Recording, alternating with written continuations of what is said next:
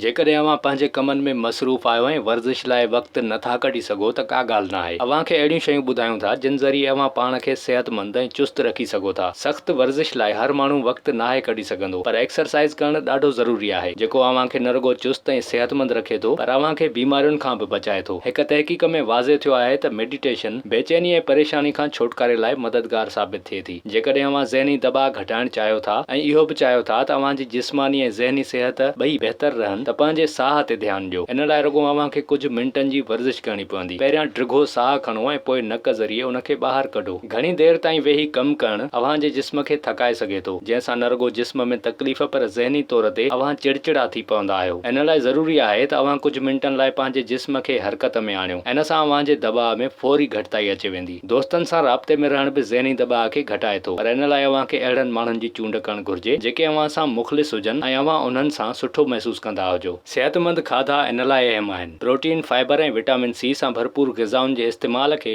पंहिंजे खाधनि में शामिल करियो, छो त सेहतमंद खाधा अव्हांखे बीमारियुनि खां बचाइनि था ऐं सुठे ज़ाइके वारा खाधा अव्हांखे ज़हनी तौर ते बि ख़ुशि रखनि था।